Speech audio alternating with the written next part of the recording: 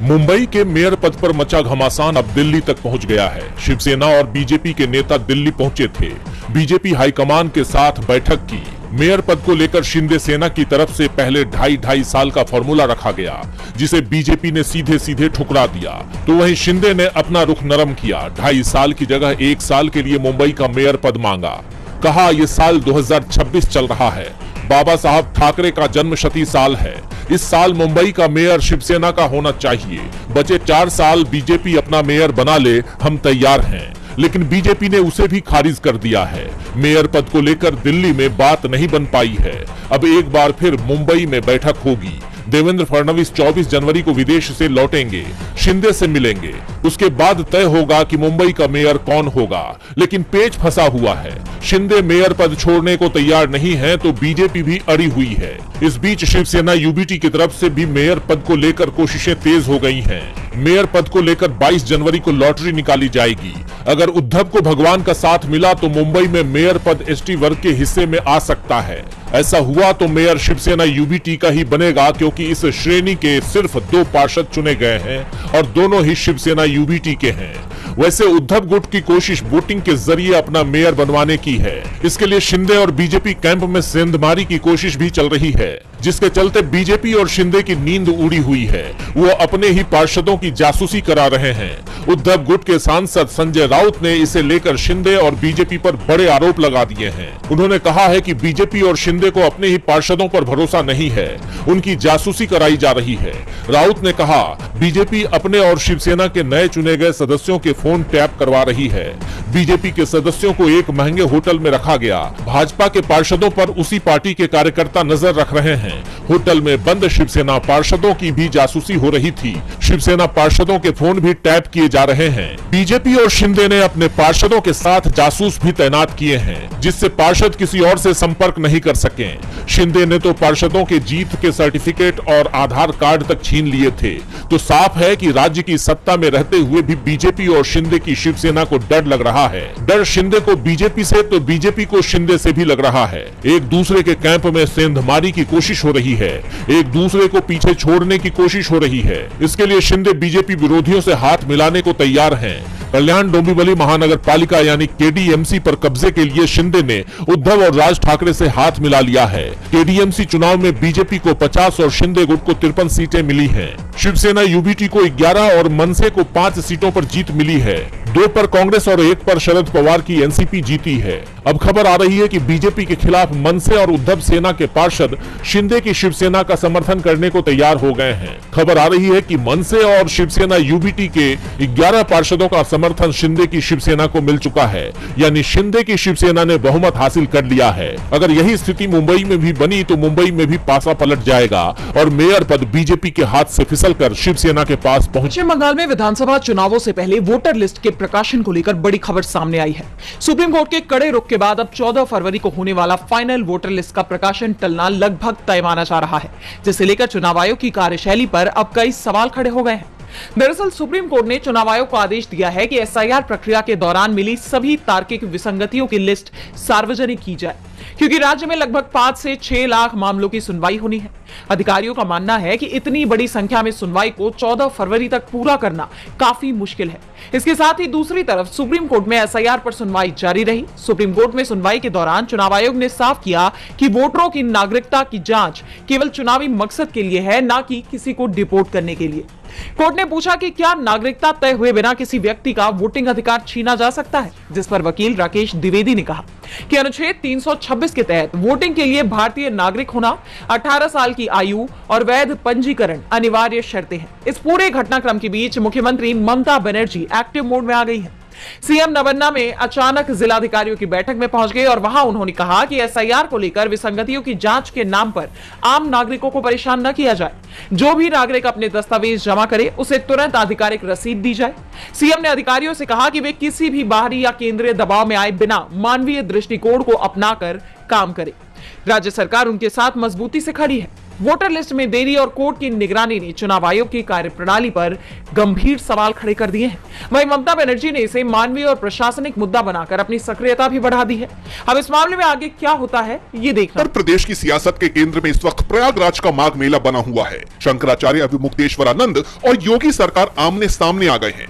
पहले प्रशासन की तरफ से शंकराचार्य को नोटिस भेजा गया और अब शंकराचार्य ने यूपी सरकार को नोटिस भेज दिया है। प्रयागराज माघ मेला प्राधिकरण के नोटिस का 8 पन्नों में जवाब देते हुए शंकराचार्य अभिमुक्तेश्वरानंद ने कहा कि वो शंकराचार्य है, लेकिन साथ ही यह भी साफ कर दिया कि सुप्रीम कोर्ट ने ऐसा कोई आदेश नहीं दिया है जिससे अभिमुक्तेश्वरानंद को शंकराचार्य पद पर बने रहने से रोका गया हो।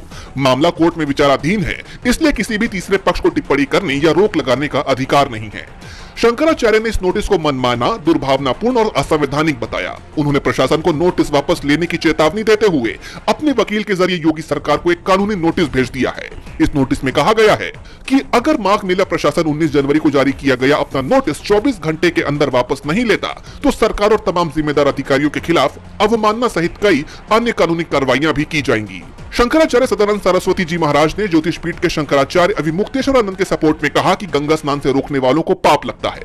हालांकि जगत गुरु रामभद्राचार्य ने जरूर सरकार के रुख का समर्थन किया, जबकि सपा प्रमुख अखिलेश यादव ने भी माघ मेला प्रशासन के इस कदम की निंदा करते हुए कहा, एक अधिकारी अगर पूछेगा शंकराचार्य जी के बारे में आपका सर्टिफिकेट परिचय क्या है, तो इससे बड़ा सनातन धर्म का, इससे बड़ा हमारे साधु संतों का, इससे बड़ा हमारी संस्कृति का, इससे बड़ा हमारे माघ मेला का, इससे बड़ा हमारे हिंदुस्तान का कोई अपमान नहीं हो सकता जो भारतीय जनता पार्टी अपने चापलूस अधिकारियों से करवा रहे हैं। वो जो सरकारों से टकराते हैं वो सच्चे साधु संत होते हैं। इस पूरे वाकये से साफ है कि योगी सरकार ने अपने ही पैरों पर कुल्हाड़ी मारने का काम किया है।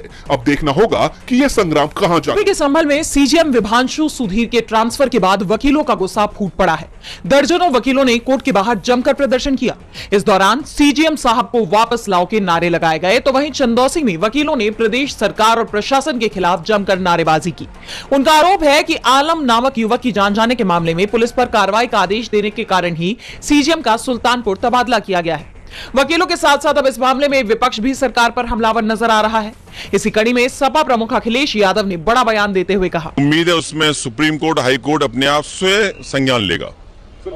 सुप्रीम कोर्ट और हाई कोर्ट स्वयं संज्ञान लेगा और मैं समझता हूं देश के जितने भी बुद्धिजीवी लोग हैं और जो जजेस लोग हैं वो स्वयं संज्ञान इस बात। आपको याद होगा कि संभल मामले में 9 जनवरी को सुनवाई के दौरान सीजीएम विभांशु ने आदेश दिया था कि एएसपी अनुज चौधरी समेत अन्य 20 पुलिस कर्मियों पर केस दर्ज किया जाए।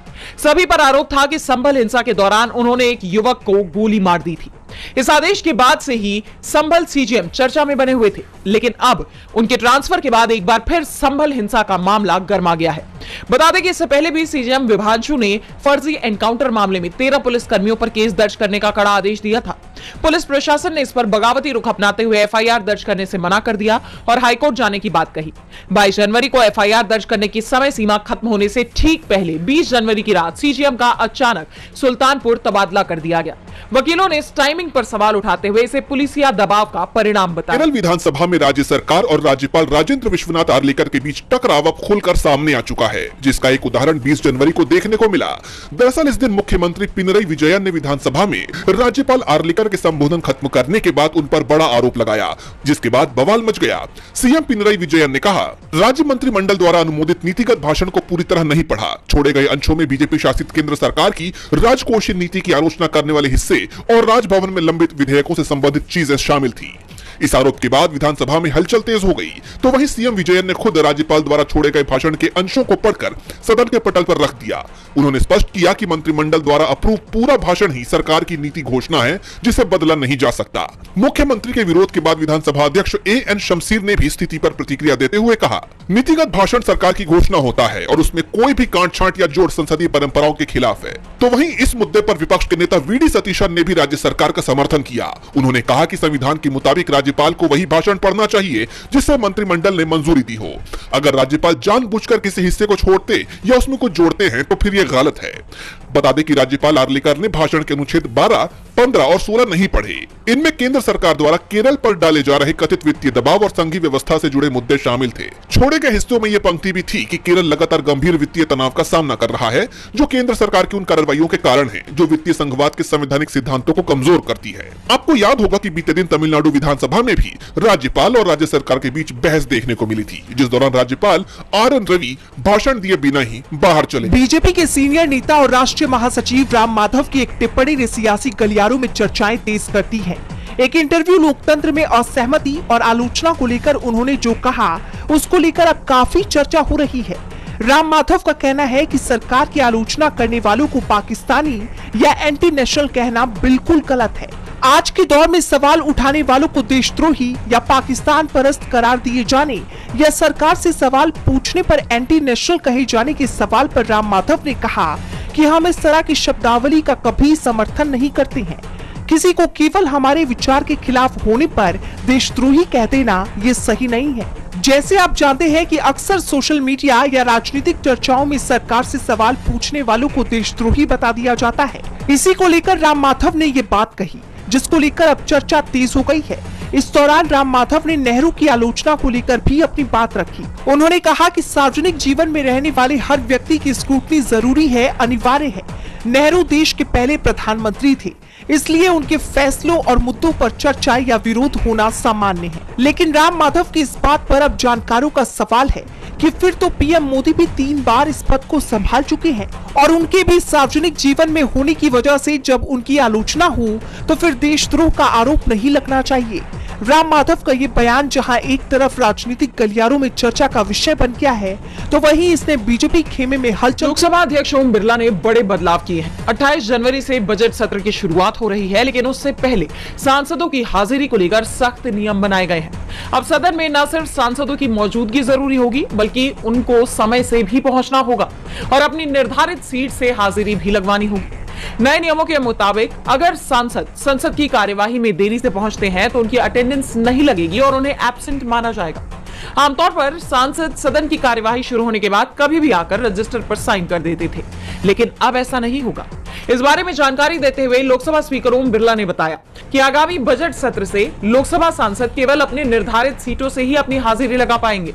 लॉबी से अटेंडेंस लगाने वाली व्यवस्था को बंद कर दिया जाएगा। संसद में गंभीरता और अनुशासन की जरूरत है।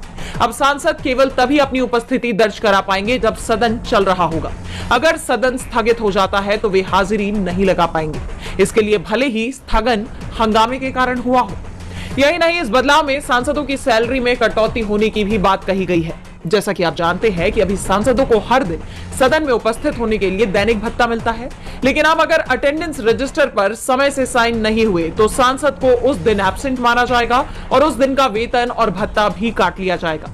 दरअसल कई बार यह देखा गया है कि जरूरी चर्चाओं के दौरान सदन में सांसदों की संख्या कम रहती है या कोरम पूरा न होने के कारण सदन स्थगित करना पड़ता है। यह कदम अब संसदीय मर्यादा बनाए रखने और करदाताओं के पैसे का सही इस्तेमाल सुनिश्चित करने के लिए उठाया गया है। देखना यह होगा कि आने वाले बजट सत्र में सांसद इस नए नियम का कितनी कड़ाई से